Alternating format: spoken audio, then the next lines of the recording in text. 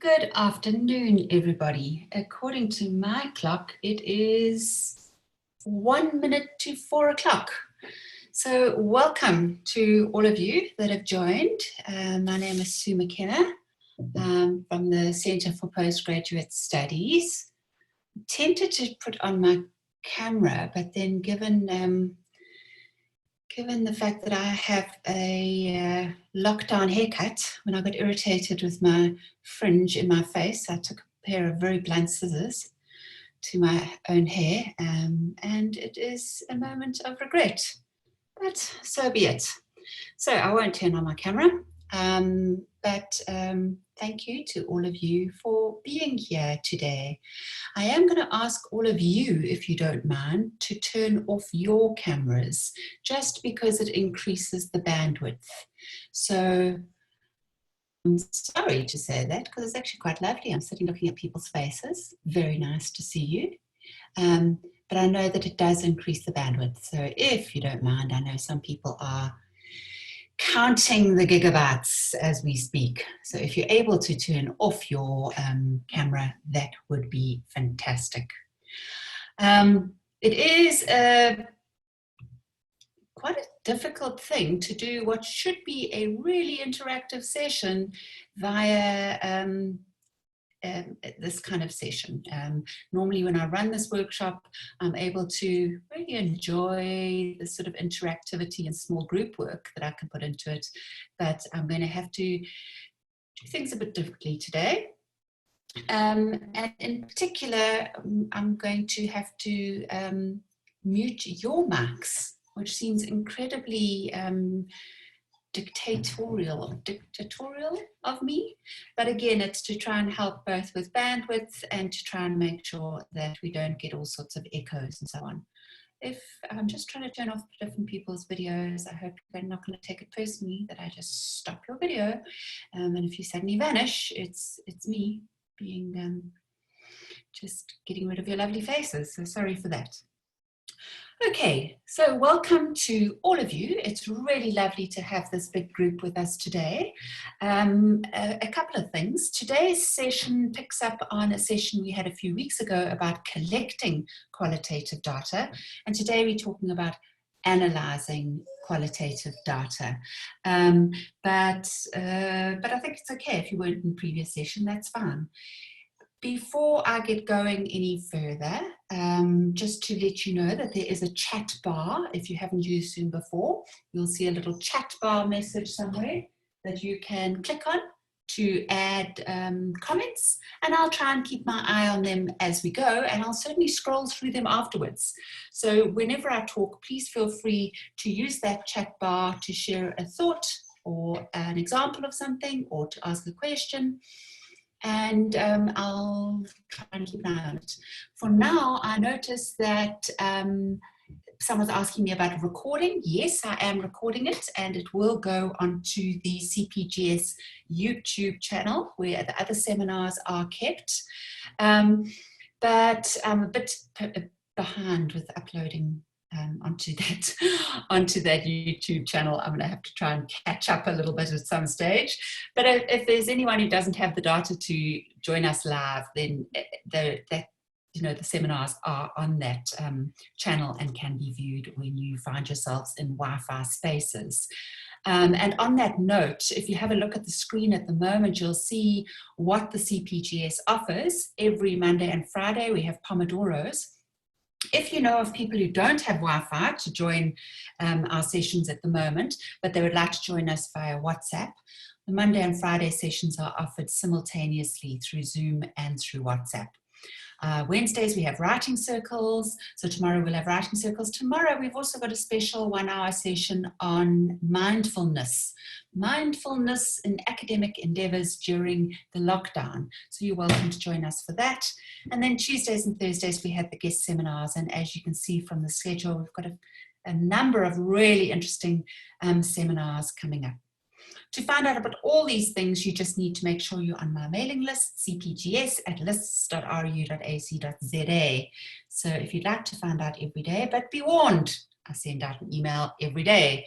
If that's going to annoy the heck out of you, you don't need to sign up, or you are always welcome to drop me an email to unsubscribe. So yeah, that's where we're at and what's coming up. Your guest speaker this afternoon is me, Sue McKenna. So we haven't got a really exciting guest speaker with us today, but I'm hoping that I'll have something of use for you nonetheless. I must warn you that this is a very introductory session, and it was with a high degree of trepidation that I noticed that we've got some pretty experienced researchers in amongst us this afternoon, and these researchers know a heck of a lot more than what I'm going to be going through today. They probably know a heck of a lot more than I do about qualitative data analysis, but nonetheless, with that proviso, this is a very introductory session. Let's get cracking on. First thing I want you to do is in the chat bar, if you can let me know what country you're from, and if the country you're from is South Africa, then put what province you're in at the moment. So if you're in South Africa, tell us what province you're in, or if you're from somewhere else, tell us what country you're in. Ah, lovely. Oman. Oh, welcome from all the way in Oman. Yay! Ingrid's here from Pennsylvania. Lots of Gauteng, Lichtenburg in the northwest, Mauritius, wow, Zambia, fantastic, nice couple of people from Zambia, Tanzania, Mozambique, really, Namibia, sure, another person from Oman, wow, that's cool. Yeah, I've really enjoyed going to Oman, I must say, very beautiful. Eswatini, our next door neighbors, welcome to you. Zim, another next door neighbor, welcome to you. Oh, Zikona, so UKZN is a whole province on its own now, hey? I like that. So we've got quite a few KZN people. That's my hometown as well. Durban is my hometown, and great, so lovely to see such a very varied group with us, and it's really cool to have you. So that was my first question. Let us get on with the second question, which is, okay, qualitative data analysis. Here's my second question that I'm going to ask you to just pop just as quickly as you did last time, just one or two words. What is qualitative data?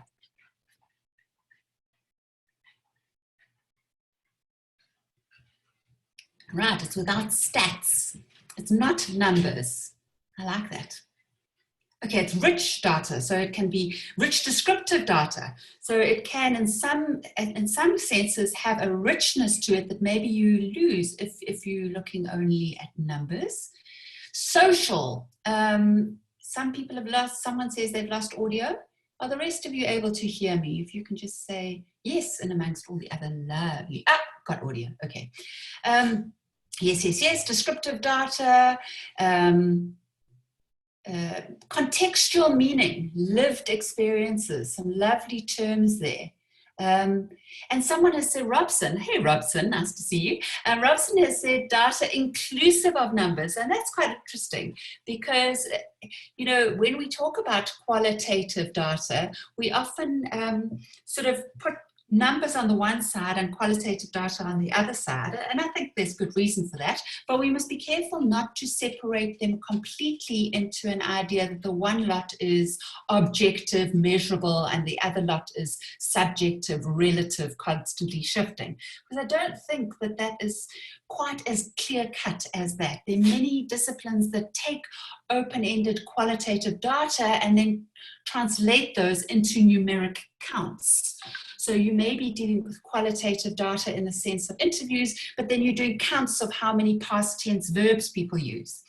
So you're doing quantitative analysis. So just to say that the division between qualitative and quantitative is not, I think, quite as clear as we often think, and that it doesn't completely overlap with the sort of ontological position, or the position in terms of the nature of truth or knowledge. You may well have people doing quantitative data from a very,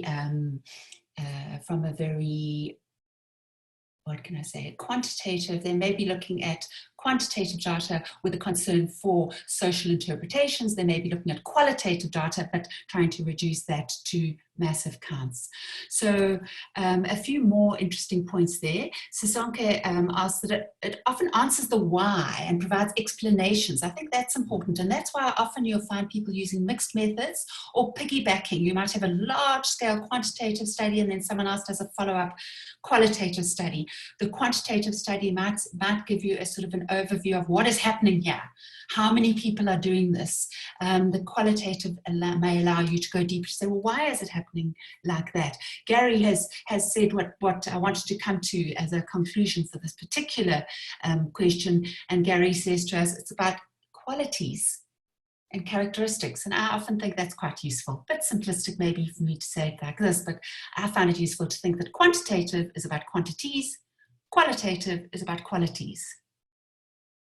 And there's often, you might use quantities for different reasons, you may use qualities for different reasons, but qualitative, qualities, so what are the qualities? These are the characteristics, the perceptions, the views, the experiences.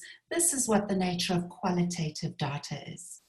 Lee raises the point that often qualitative data is not seen as scientific. I think that's changed a lot in the last few decades, but I do agree that probably the gold standard is still often the objectivity of the more quantitative studies.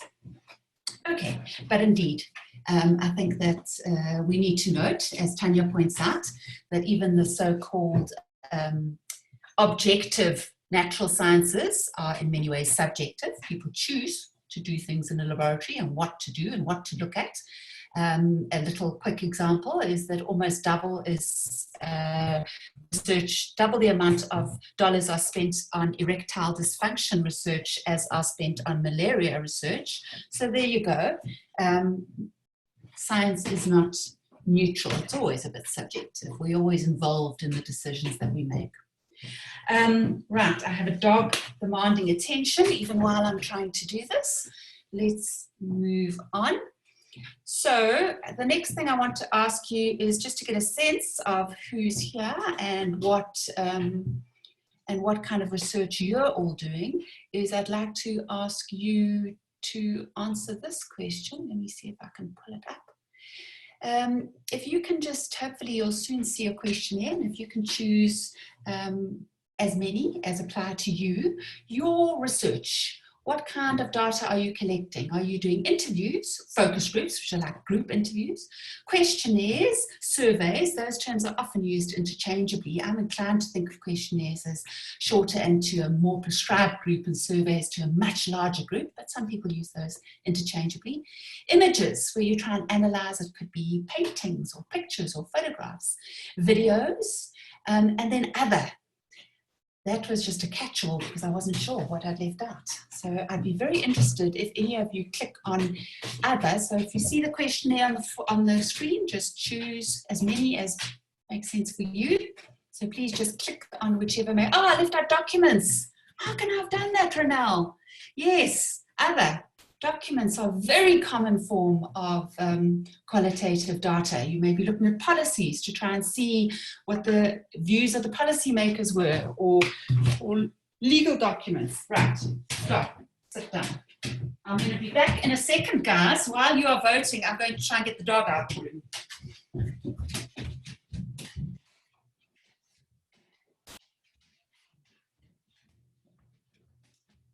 Okay, so I'm back. I was entirely unsuccessful. Conversations. Yeah, conversations, Bella. How do you differentiate conversations, the difference between conversations and interviews? I think there may well be a difference. Maybe some interviews are more conversational and some are more structured. Reflective journals. Nice. Yeah, and I think document analysis is a very common one. I should have included that. Observations, yes, great. Okay, so I think though you can see from the screen, I'm going to show it to you in a moment, how people voted. By far the most people, 84% of you, are using interviews. So that certainly seems the most common form of data collection. Of course, interviews vary significantly in their intention, in their structure or complete lack of structure, and in the ways in which they run. Workshops, yes, I think there is a lot of people doing change laboratory workshops. I think that there's a lot of people these days using their methodology as part of their goals. So in other words, the methodology is not only with the intention of collecting data to make sense of the phenomenon, but is in itself an intervention. It is in itself a space of change. So the research is not only trying to make sense of what is already happening, the status quo, but the research is in and of itself trying to bring about change. But certainly most of you are doing interviews. Right, let's move along. I'm going to go back to the share. So let's have a look at one form of data collection. And this is qualitative data. I'm asking you about your feelings.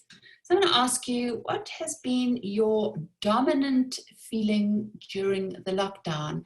And I'm going to give you some options, and I'm going to ask you to choose just one. So you've got to choose which one best reflects your dominant feeling over the last few weeks. You've got a choice of scared, depressed, lonely, frustrated, angry, calm, productive, and safe. I'm going to give you a few seconds. Hopefully you can all see that. It is anonymous, by the way, guys. I can't see what any of who is voting for which. I'll show you afterwards the percentages of people who voted for the different items, but I can't see who has voted for which. So feel free. And Gary's already alerting us to problems. We'll get there. So just make your vote.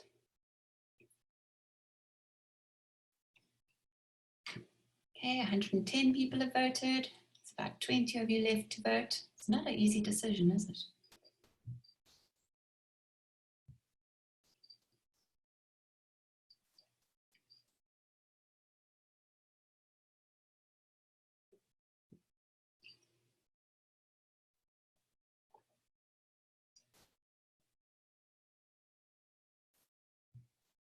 Okay. Oh no, there's still a few people voting.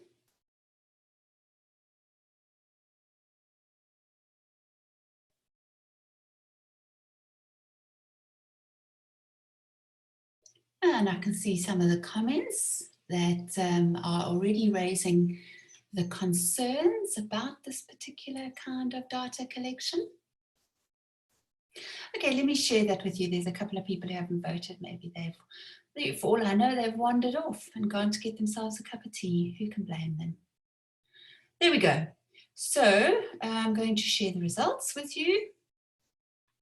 And I think 124 people out of the 134 people voted. The dominant response, with more than a quarter of you, felt frustrated. 9% of you scared, 8% depressed, 4% feeling lonely, none of you feeling angry. That's interesting. Oh, thanks, Yanela, sorry, I'm interrupting myself to just have a quick conversation with Yanela.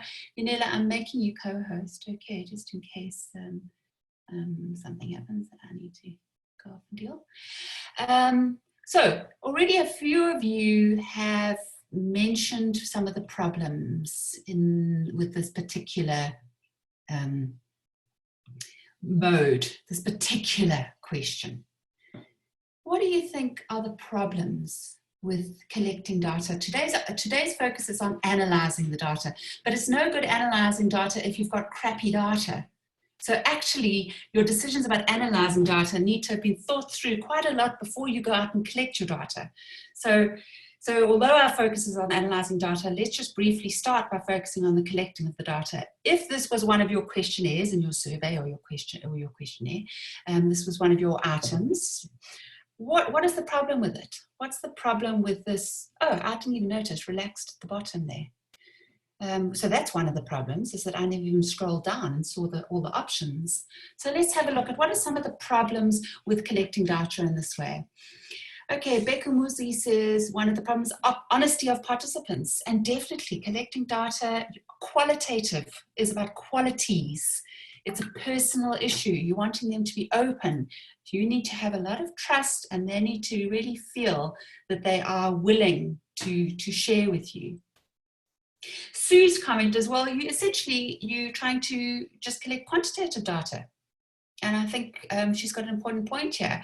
This is nice, easy data to analyze. We've already got the percentages up there. The machine does it for us. And we could easily do some statistical analyses if we had a few different items, and we could start comparing them to each other. But do we in the process achieve what we want to? If our question leads us to wanting this kind of data, that's perfect. We've done what we wanted to. But if we're really wanting to understand people's experiences of lockdown, I would suggest that this poll is pretty useless. It's pretty superficial. As Disa points out, you're asking us to choose one feeling.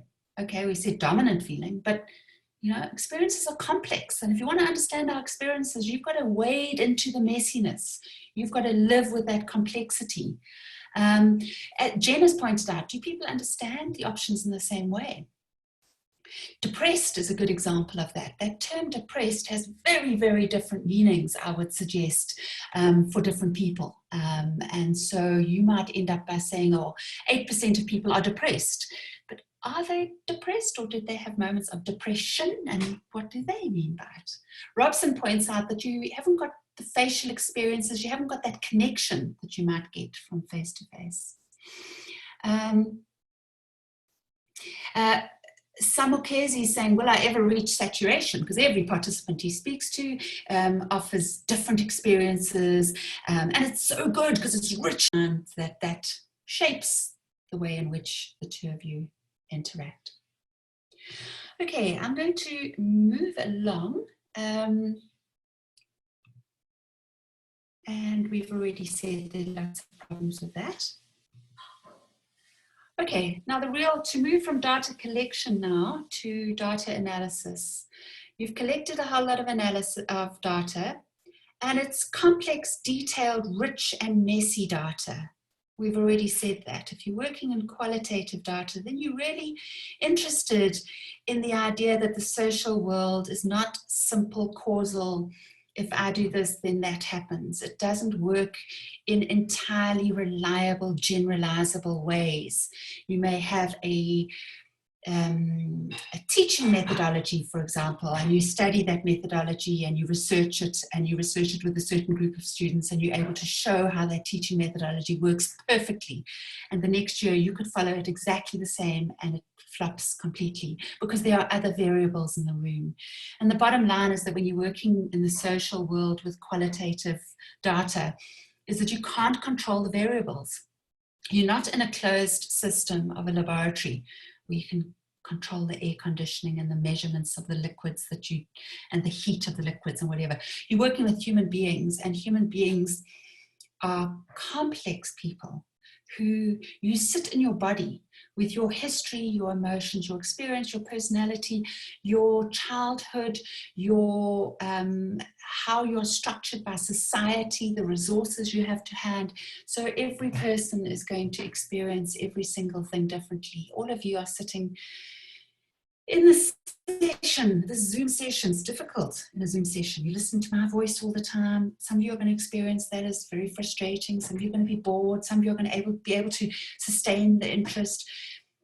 And yet we're all at one level having the same experience, but at another level, a very different experience. So the challenge is, how do we take all this data and analyze it to give to our readers some meaningful findings?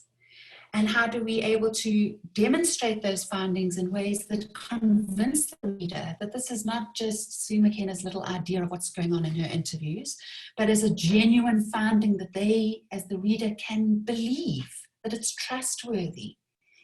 And from those findings, how are we able to then conclude that this is the take-home message, dear reader? This is the argument you need to follow, dear reader.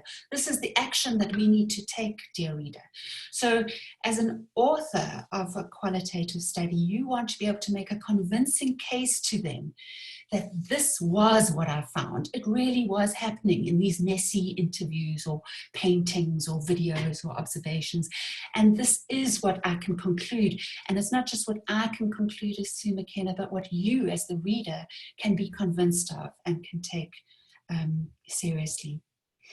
So I'm going to give you one example of a very problematic qualitative analysis. I wish I could tell you that it was a made-up example, but I've changed enough details so that you won't be able to identify it. But it's not, I think, that uncommon. And it's a case of people, of the researcher, not really understanding the very messy relativist nature of qualities. Qualitative data, qualities. People's perceptions, experiences, views, and each of those words may mean something different. And you'll have to, in your own study, explain what you're, what are you actually looking at? Perceptions or views or experiences, and so on and so forth. So this particular study had a very problematic analysis. The study was about the effects of banning corporal punishment in South African schools. So teachers were no longer allowed to inflict corporal punishment, whether that was smacking or caning or rapping on the knuckles or whatever. So this particular study firstly had a literature review, and the literature review looked at school education policies generally in South Africa. It looked at how the schooling system had changed over the years, and in particular it looked at the South African Schools Act of 1996, which included all the way back in 1996, it included legislation that said that teachers and principals were not allowed to use any form of physical pain for discipline purposes.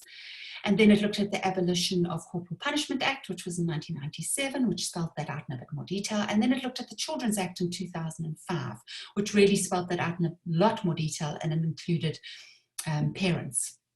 And it was interesting because it was only after the Children's Act that it suddenly became a big deal that teachers and principals could not actually use corporal punishment as a means of discipline in schools, even though that had actually been in the law for a decade, but it hadn't been implemented. So this study then went through the issues of implementation, that most schools hadn't implemented it, and they looked at the fact that many schools still use corporal punishment to this day and age. So that was the kind of literature within which the study was undertaken, and that's important because everything is a choice as a researcher, and when you present your literature review, you are positioning your study within the conversations in the texts. You're saying to the reader, these are the current conversations, and these are the current debates and the current concepts that are found to be useful, and my study is taking place in this conversation. So your choice of which literature you position your study in is interesting and is important. What the person then did is they did interviews, qualitative data. They did interviews with 164 teachers and parents of foundation phase schools in a particular area. So a heck of a lot of data. I mean, I'm talking masses and masses and masses of data, 164 semi-structured interviews, hours and hours of data. And the main question was, please, can you tell me about corporal punishment? Do you think it's a good thing? Do you think it's a bad thing? The study then found that 87% of these 164 respondents said that smacking children was necessary for discipline, and 68% said that something along the lines of children have become rude because of a lack of corporal punishment in schools. Then the conclusion of the study was that the Department of Education must allow teachers and principals to use smacking as an important way to make children respectful in school and to instill a culture of learning. What I'm going to do now is I'm going to put you into small groups for just 10 minutes. And I'm going to ask you in your small groups to talk about what's the problem with the study. I'll go back to the study in a moment so that you can have a look at it. You will find yourself in the next few minutes suddenly in a very small group. I'm going to try and put you in groups of sort of 3 people, I think. Yanela, I've made you co-host, so maybe you can start doing the breakout rooms. Actually, no, don't worry, Yanela, I'll do it because I want to add something to it. So you're only going to be in your small groups for 10 minutes, and I want you to discuss that study and what do you think was wrong with that study in terms of the analysis, how the analysis was done, which I didn't give you much detail. I understand you haven't got much detail. But the person collected this data, did some analysis, and then reached a certain conclusion. And just from the little bit of information I've given you, I think you can see that there's quite a lot wrong with that study. So you'll find yourself in a group. Don't spend too much time introducing yourselves. I've said 1 minute to introduce yourselves, but maybe literally just say hi. And then you'll have only 8 minutes to chat with each other about what you think was wrong with the study. If you don't have a microphone, please feel free to use the chat bar as you're doing now, but you'll find yourself in very small groups, so hopefully you should be able to use the microphone if you've got one. And you'll look out for you'll see a 1 minute warning when the 10 minutes are almost up. So it's a very short little conversation. Let me go back to that study. Remember, that's what we had, someone looking at corporal punishment, in other words, the use of smacking or caning, as it's sometimes called in schools. They did literature on policies and schools. They interviewed a lot of interviews, 164 interviews, from which they were able to say that 87% said it was necessary and 68% said that the lack of corporal punishment had led to children becoming rude and ill-disciplined.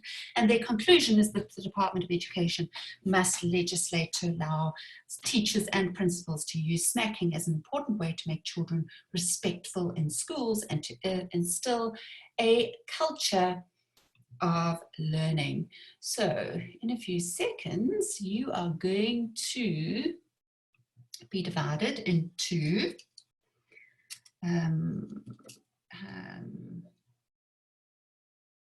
let's see, let's make it 40 rooms.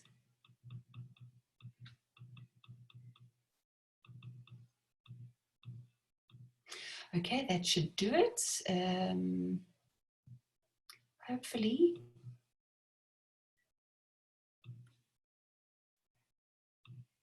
you will very shortly find yourself in a little breakout room if all things work.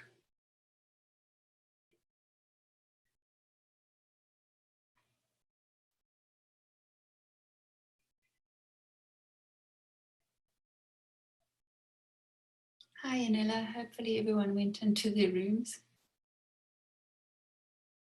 because I think it's just you and I left.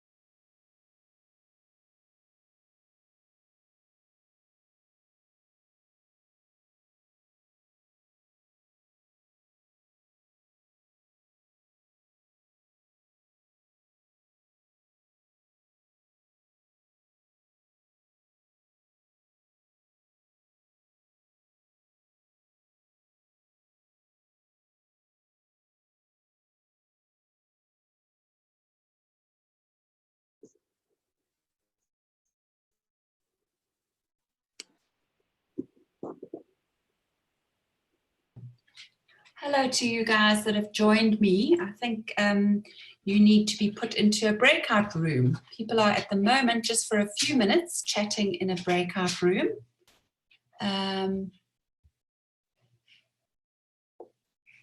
Or are you happy just to wait here until the group comes back?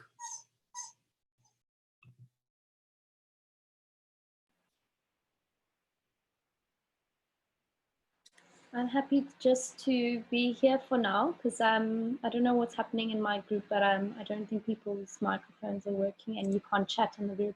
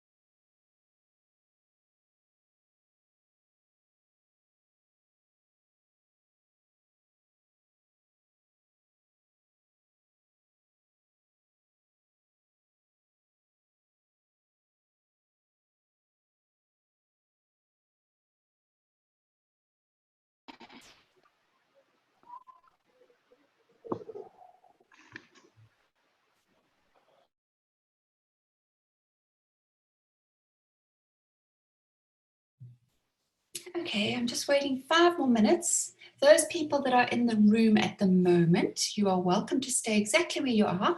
Well, but if you would like me to assign you to a group, just let me know and I'll put you in a group.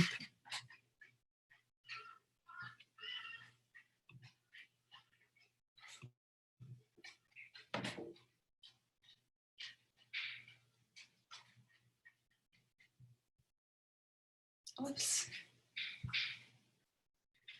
Oh.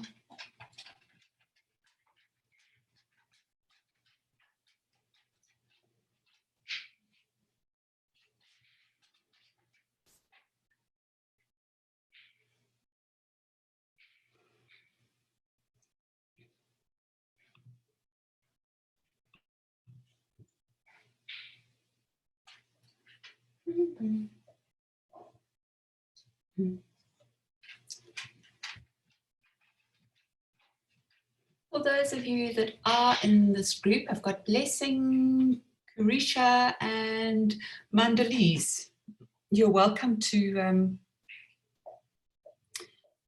just have a look at the screen. Let me go back to the screen.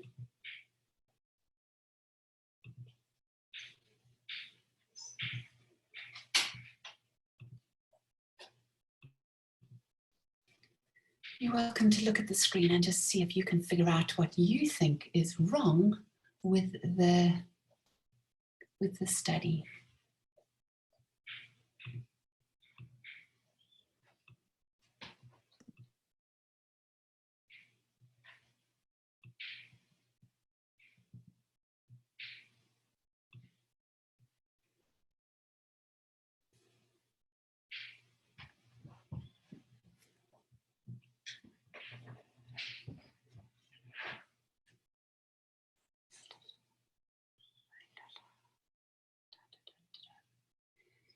Let's see, how many more minutes do they need?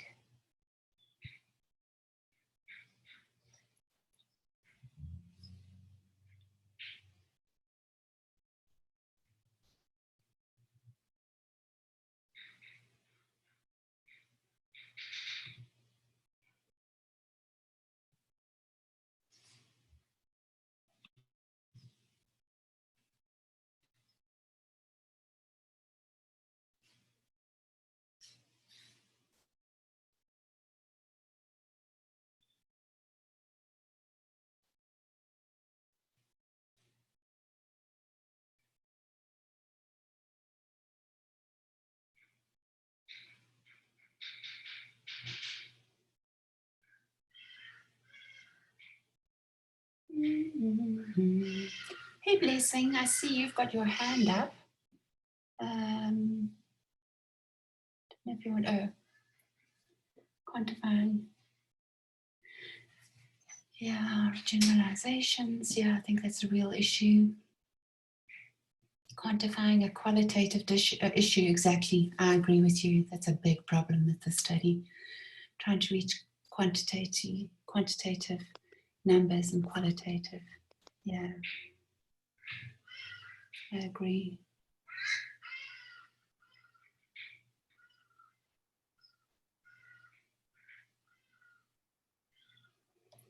Okay, I think I need to give everyone a message.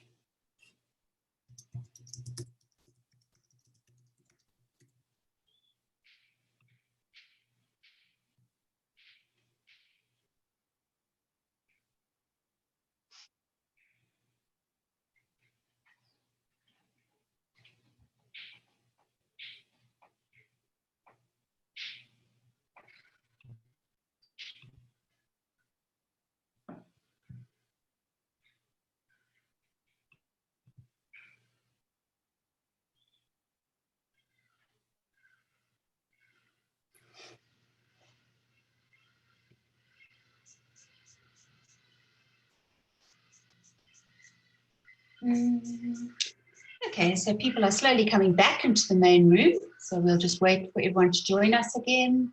The groups are slowly disbanding and people are making their way back here.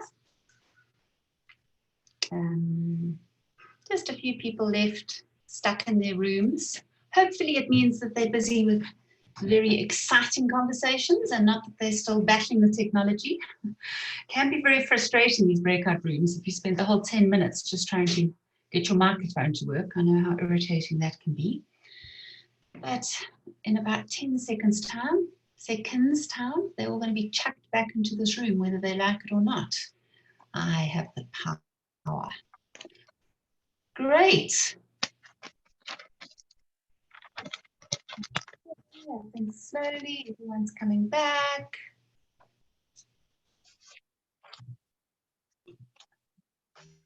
Okay, most people are back in the room. Just a few more people that we're waiting for that are still busy in their rooms. And okay, I think I've got most people back in the room now.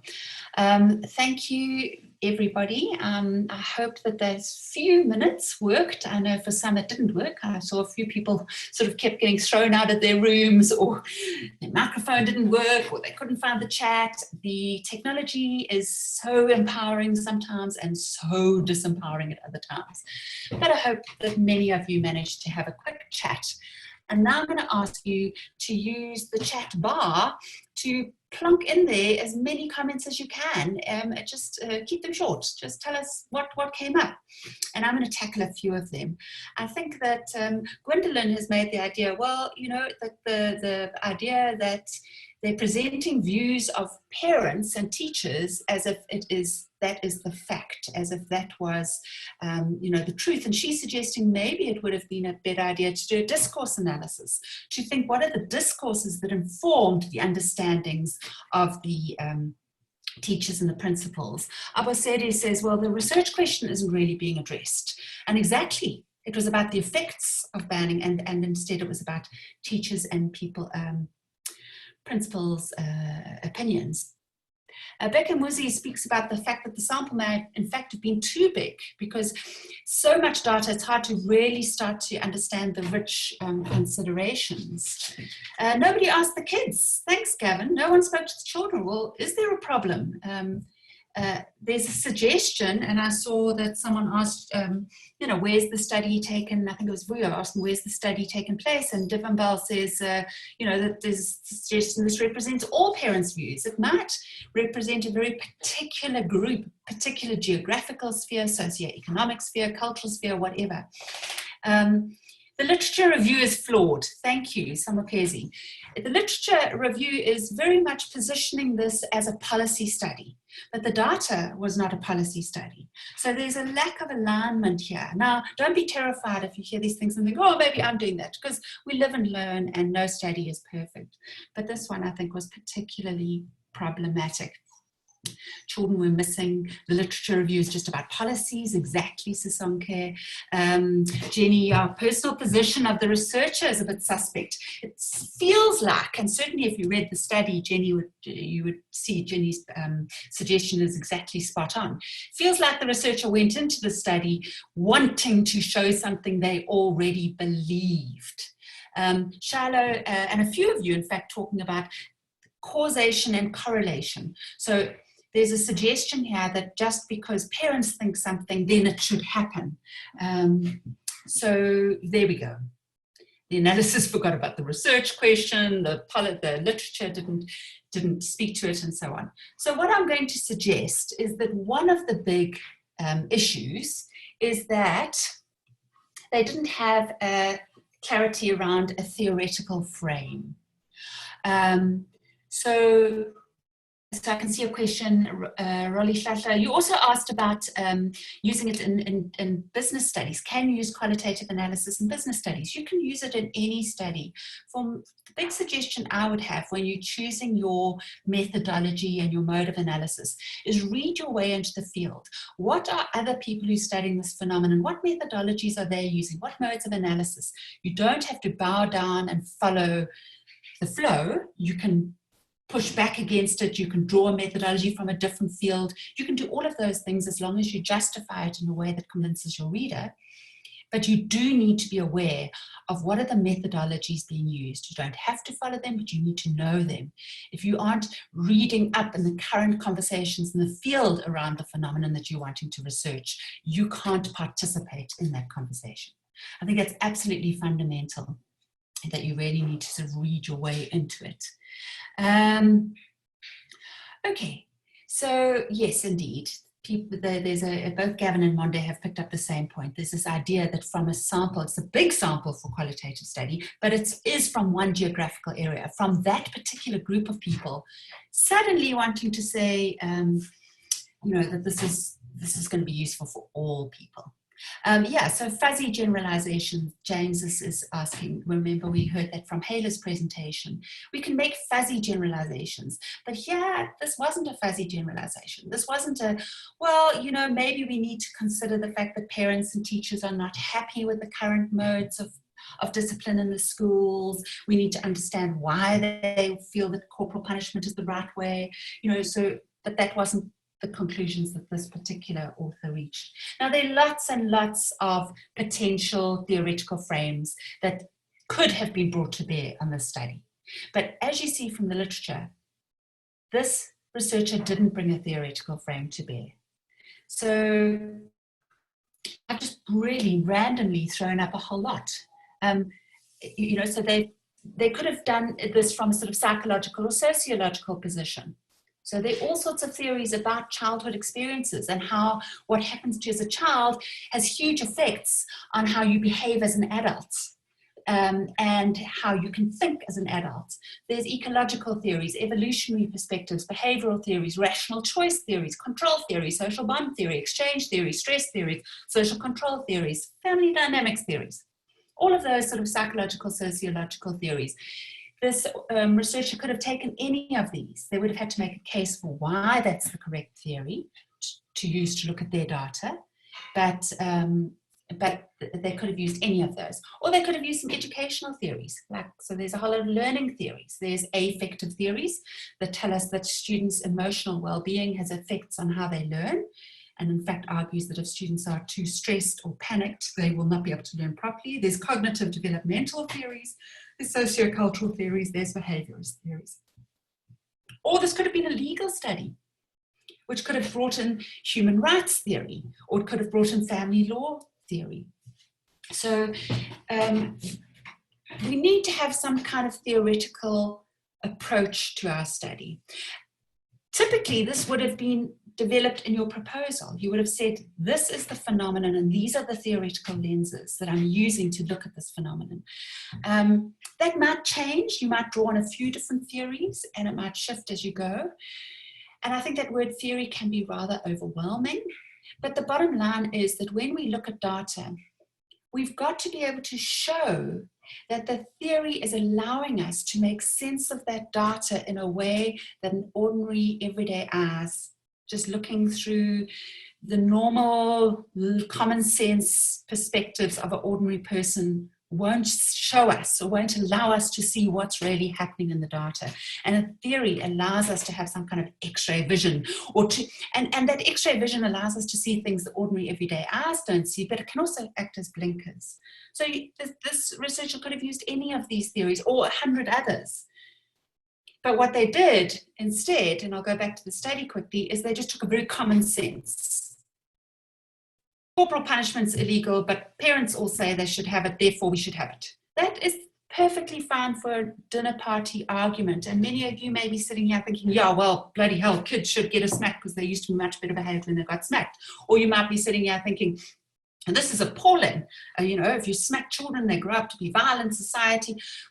Those kind of thoughts, they're not right or wrong. They are your personal opinions.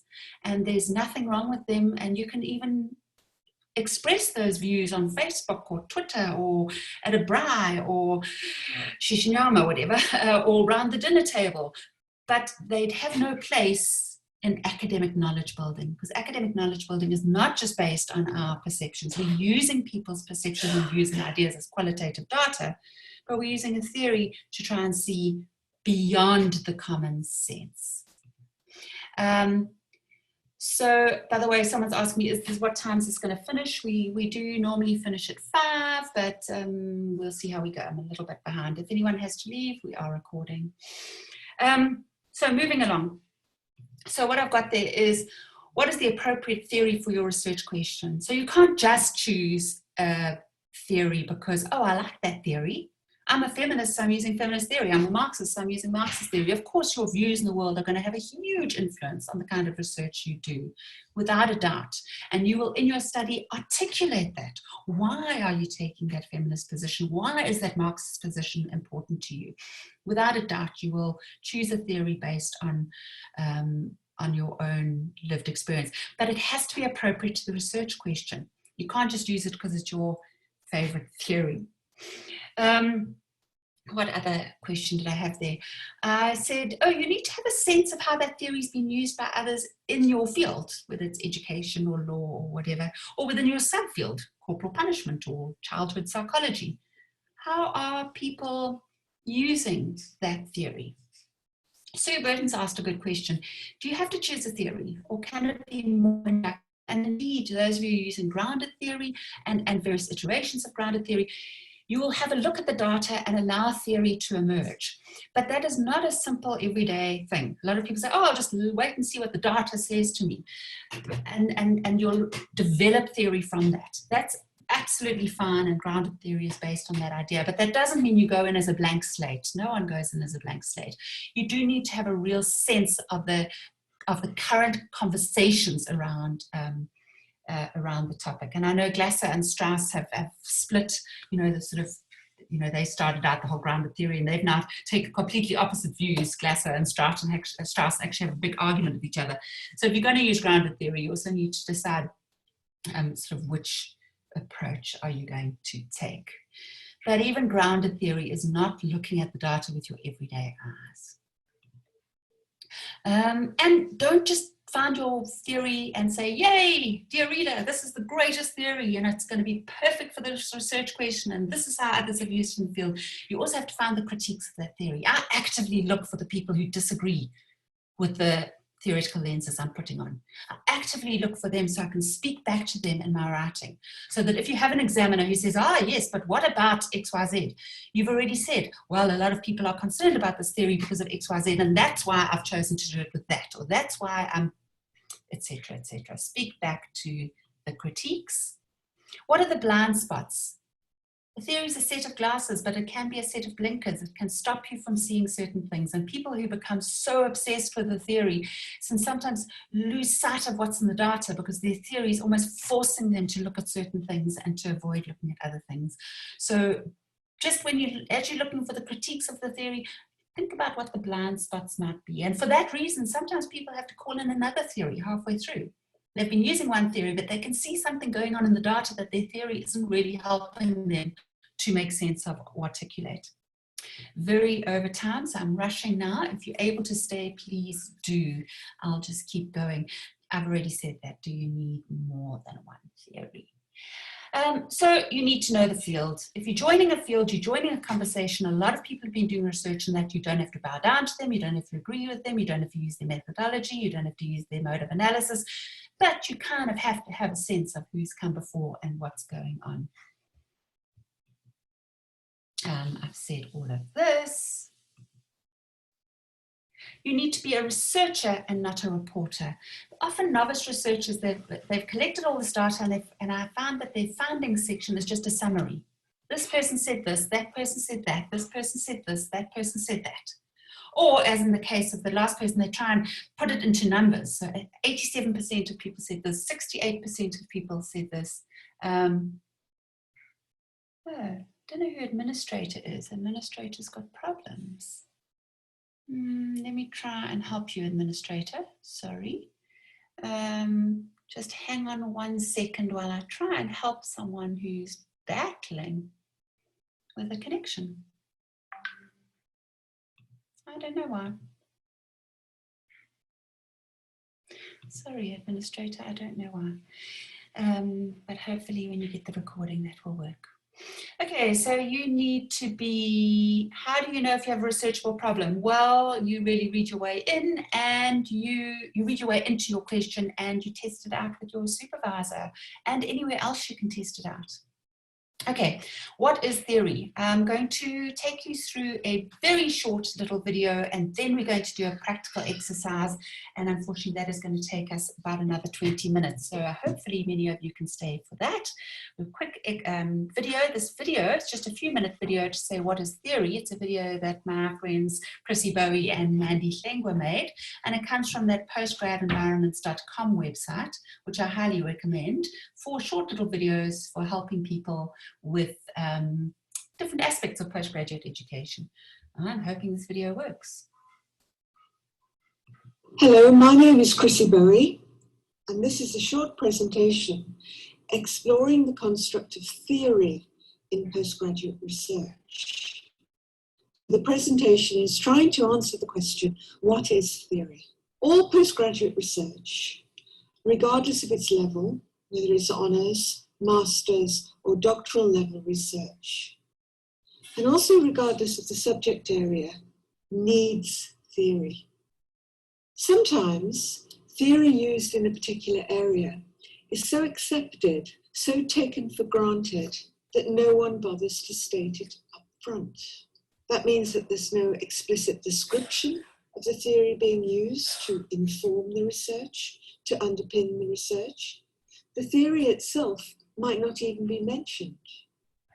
It's not there stated up front. But that doesn't mean that there is no theory.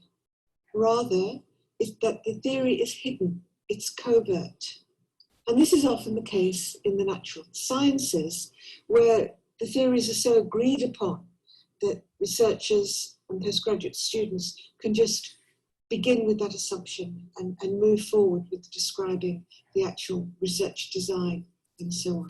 In some areas, however, theory needs to be named, explained, and its use justified explicitly.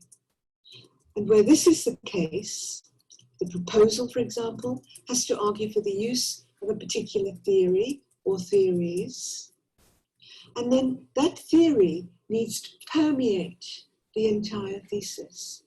Literally, every single chapter of the thesis is informed by the theory, is based on, draws upon the theory. Theory affects the research questions and the way they're phrased in a study, the design of a study, the research methods and techniques that are used, the way the analysis is conducted. And theory also affects the language of the thesis and the style used to write it. So theory is everywhere. A piece of research, and in the report, the thesis, the dissertation, whatever you want to call it, that reports on that research. If theory is so important, what is it? What is this thing that we have to get in our postgraduate work? Well, theory is like a pair of glasses. And like a pair of glasses, theory allows us to see and therefore make sense of the world differently. When you wear a pair of glasses, you look through the lens and you see things you couldn't see before, or you see things differently. Theory works just like that. It allows you to see and understand the object of your study in a different way. Theory also allows you to imagine other worlds and other ways of being because of the concepts it gives us to explore the world. Once we have a theory and we see the world in abstract rather than concrete terms, we can use those concepts and their links within the theory to begin to imagine another world. Theory is therefore a very powerful tool in research. So the question is, which theoretical glasses, which theory are you going to wear for your research?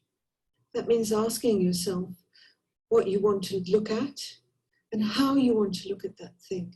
What is it that you want to see in your study? And which theory will best allow you to see what you want to see? Hello, my name is... Okay, so there you go. That's a little video with this idea that theory is this pair of glasses, so that you're not just looking through your everyday eyes, but you're bringing some kind of theoretical lenses to your eyes. So here's 3 little steps that are quite useful, and then we'll go into 2 examples of different theories that you might use.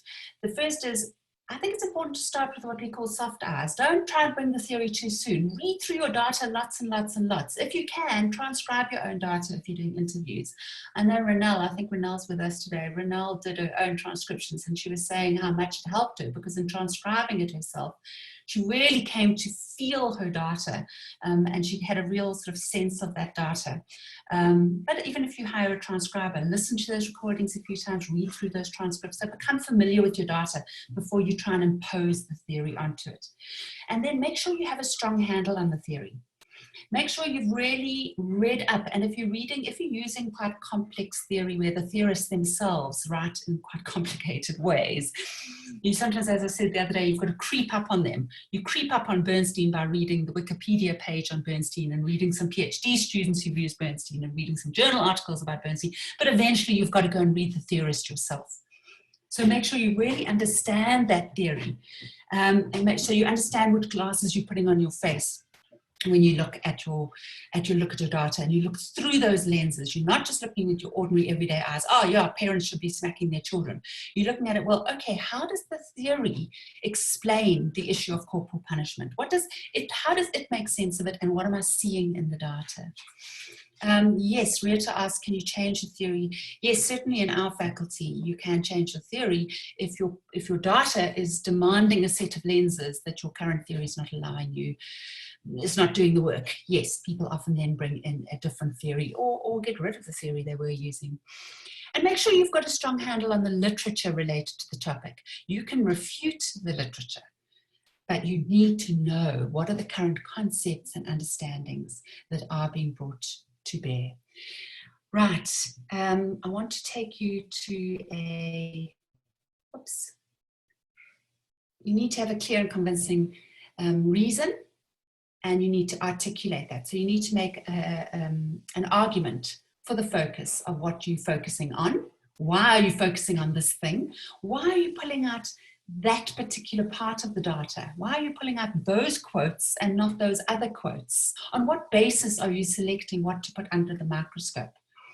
And usually this is to do with the theoretical approach that you're using. It will help you to articulate and justify which bits of the masses of data you're going to be quoting or summarizing in your study. I thought that I had brought in a recording. No, never mind. I especially got Wayne to record this with me last night, and now I've promptly set aside the recording.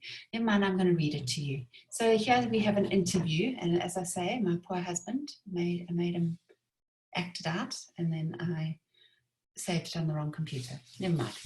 So we've got an interview, and the interviewer says, "So you're getting married soon?"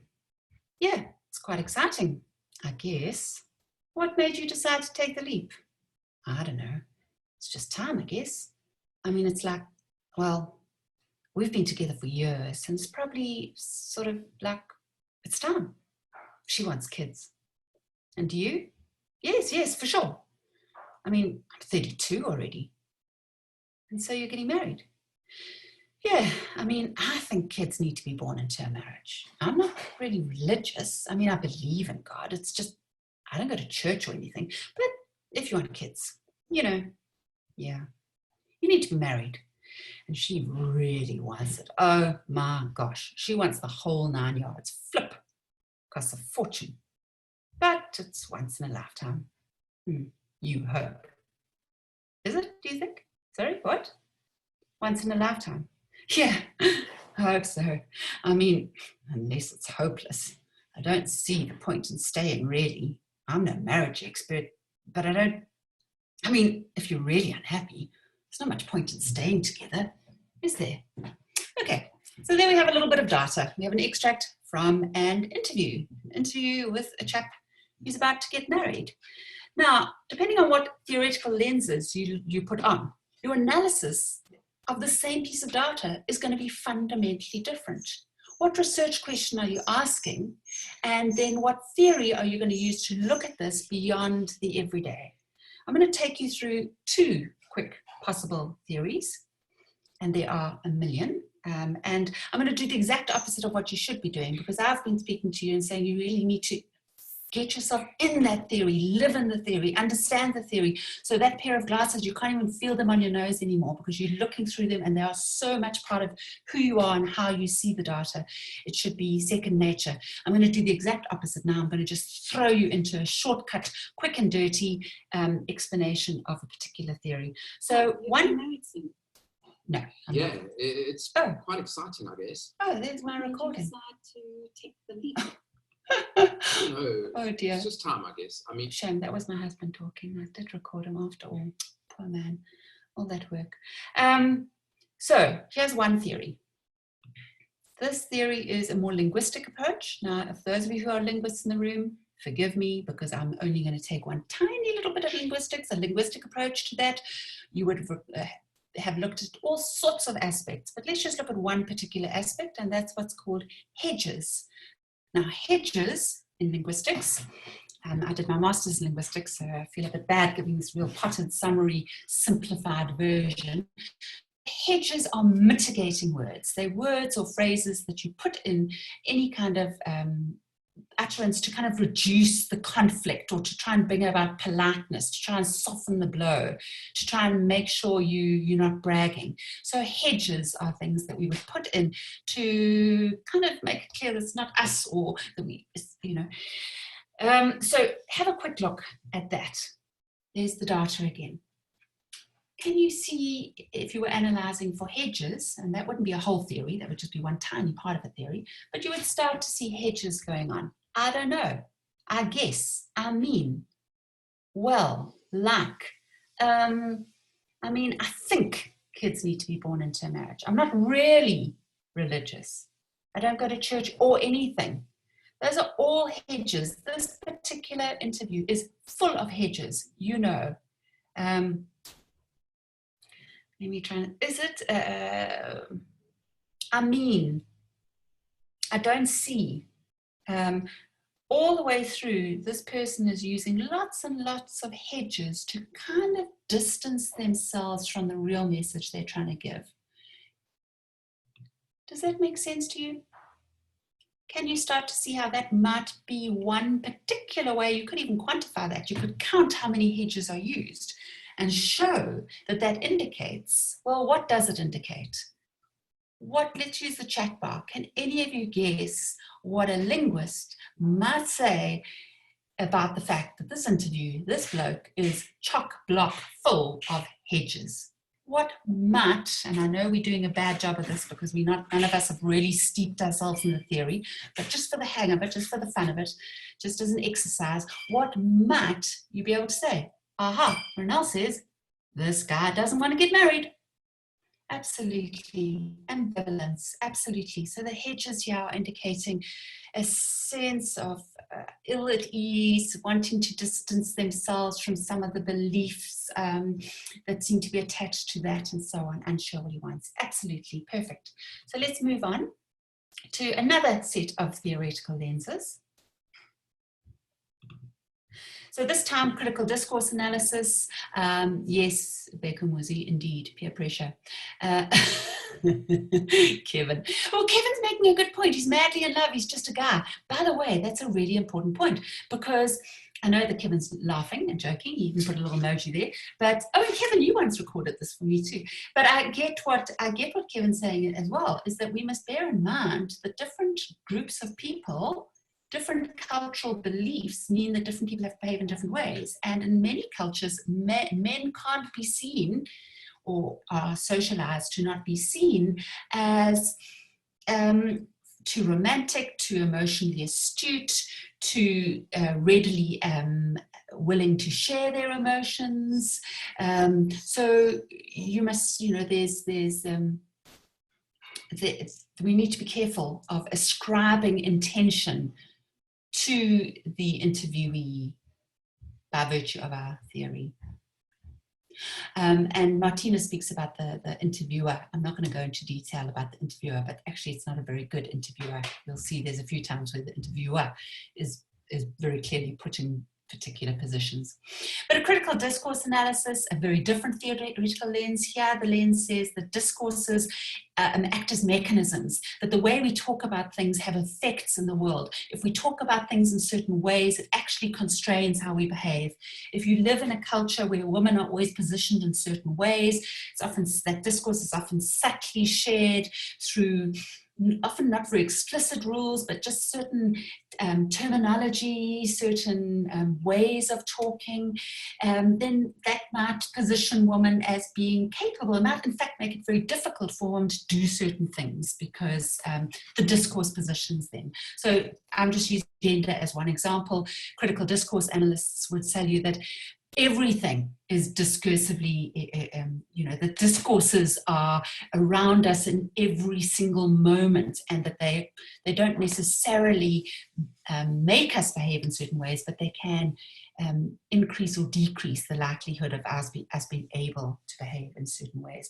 So if we have a critical discourse analysis here and we have a look here, then we might start to see, for example, and I look at Rita spoke about doing a feminist discourse, you might start talking here about a discourse around marriage as a social structure in which maybe women get legitimacy, or maybe where children are considered to be legitimate, both legally and metaphorically. You may look at a discourse around marriage being more about the woman.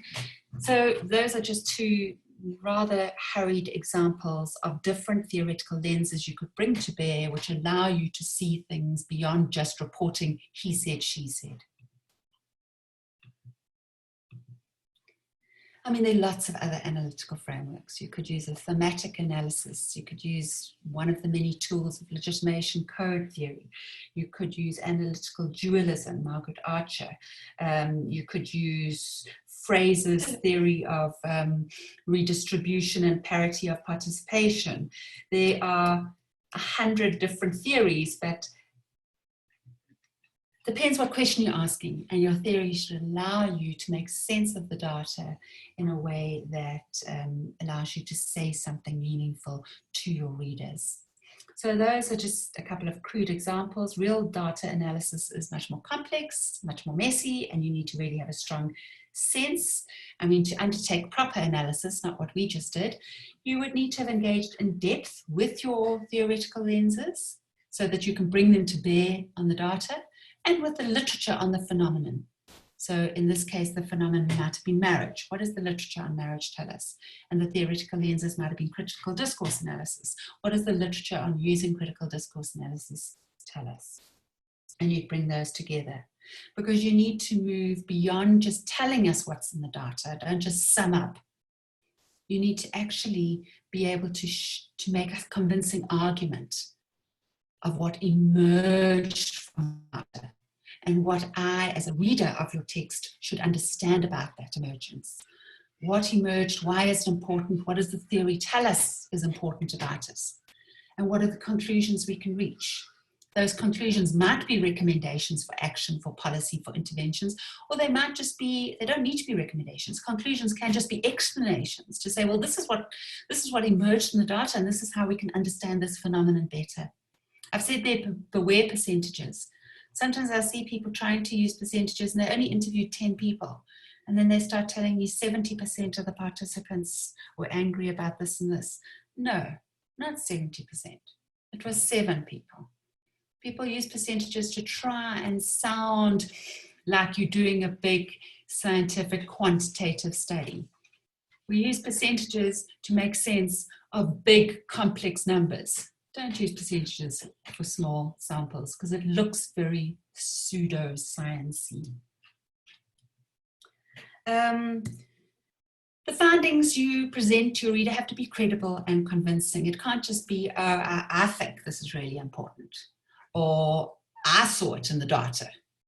You've got to be able to convince your reader that this was in the data and this is why we need to take it seriously. You are presenting an argument to your reader. How do you deal with literature when dealing with newly emerging topics with no real past investigation? That's a very good question, and I think those are very exciting when you're going into fields where there's not a lot of research. But I would bear in mind that I'm always very skeptical when I look at proposals. For example, looking at NRF funding proposals that say there's no literature in the field. Well, I'm the first person to research in this field. I'm inclined to think you haven't understood the field properly, because I'll give you a quick example. I used to supervise BTECs at Durban University of Technology some years ago, and I can remember often there I'd have students write in their BTEC assignment that say, okay, I'm researching the use of cow horns to make traditional cow horn jewelry making to make modern designs. And nobody's ever researched this before and so there's no literature. Well, it's true, maybe there's no literature on the use of traditional cow horn jewelry manufacture for modern designs. That's true. And you can make that argument. You're the first person doing that study. But there's a lot of research on using traditional methods to make modern designs. There's a lot of research on aesthetics and jewelry and the use of jewelry in different cultural contexts. So there are debates. They might not be on your specific topic, but there are debates out there that you can show you're contributing to. You might be adding, and it's great if you're adding a new aspect, but and maybe no one has investigated that particular aspect. That's fantastic. That's a strength. But don't overstate that strength. You still need to show what are the conversations. And generally speaking, there will be some conversation that you're part of. And also be prepared to be surprised. one of the problems is when you really get good at understanding your theory, sometimes your theory does have blind spots. And so make sure you look at your data, you know, very critically, and make sure that you are willing to see what you weren't prepared to see. Like that study that we used as an example about the school corporal punishment. You know, that person went into the study wanting to say something and constructed a study which allowed them to say it. Blessing asked, at what point do you use verbatim quotes to validate your claims, and how many quotes for each theme is approximate? Okay, I don't think that like almost anything that's research, it depends on the context, it depends what you're saying. I think using quotes is really useful. I think there's two ways to report on your qualitative data. One is by summarizing it, and that's still reporting on it. You can say something like, most of the participants felt that they needed to use corporal punishment because they didn't have an understanding of what other modes of discipline were available. There you are, you're quoting your data because you're telling the reader that most of your participants. You could then link it to your theory and then say, you know, this echoes with sociocultural theories of learning that says that most parents approach parenting by virtue of how they were parented, and they aren't aware of other options. So there's a linking between you summarizing the data by saying most of the participants felt that they had to do it in this way, and so on and so forth. But I like also including some actual data quotes. It gives the reader a sense of the actual it gives a sense of the people involved. Whether it's a picture, you've got to be very careful of using video data because people, especially if it's children, there's a huge ethical issue, which we're not going to tackle today. But even there, even if it's pictures, it's nice to include the graphics. It allows people to actually feel the richness. And it validates, you're making a claim. You're making a claim that something was in the data. Having a couple of data quotes provides me as evidence. Just like if I make a claim of something in many of the other sections, I might have some names and brackets, names and years and brackets, which tells the reader, this is what I, Sue McLennan, the author of the piece I'm claiming, that these names and brackets are other authors who will support what I'm saying. So in that way, we make a claim and we use references as evidence to support that claim. In your findings sections, you make a claim about what emerged as a finding, and then you might have some data quotes as the evidence to show that you're not just making it up and giving a real feel for what it looks like. So you're going to build the argument using the data. And you can bring in the literature to show how what you find is contributing to, adding to, building on what others have said, or in fact, maybe challenging. I'm well aware that I'm over time, so let me very quickly go to my last slide.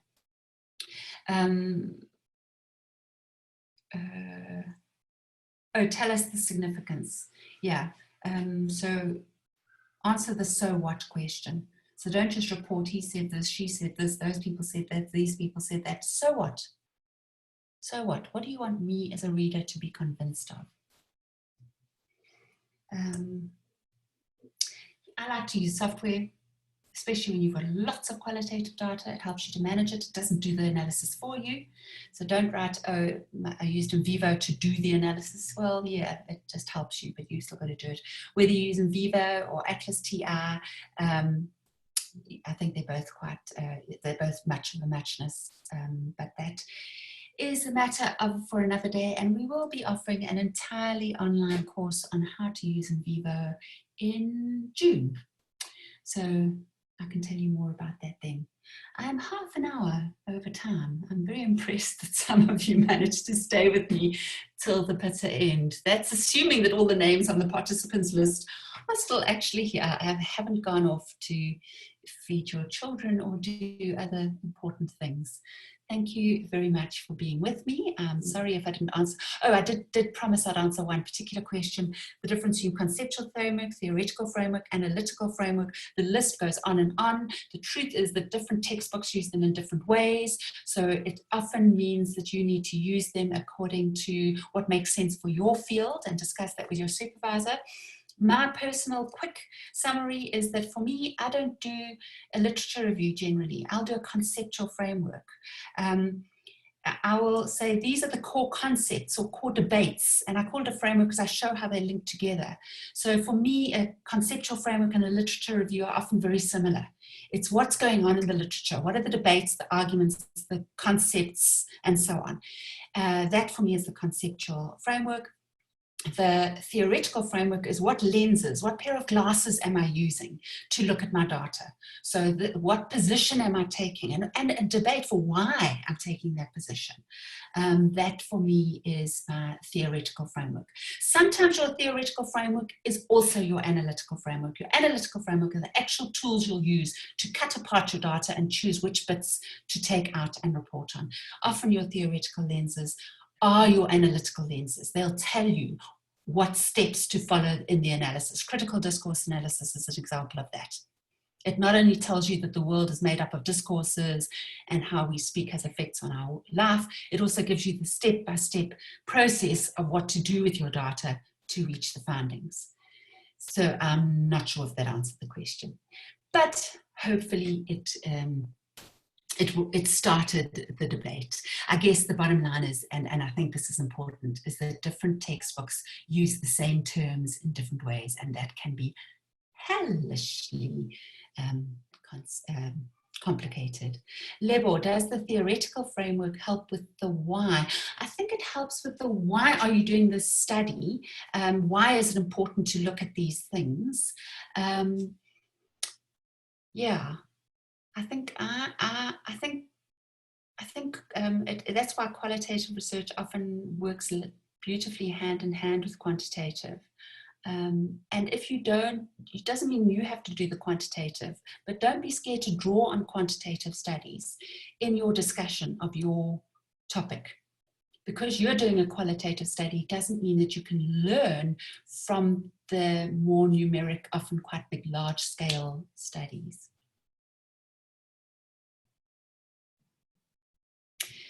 Thank you, everybody, for your time and for your input, and look forward to seeing you again at one of our sessions. If you're not on the mailing list and you'd like to hear from us what's happening every day, it's cpgs@lists.ru.ac.za. Keep well, take care, and wash your hands. Bye.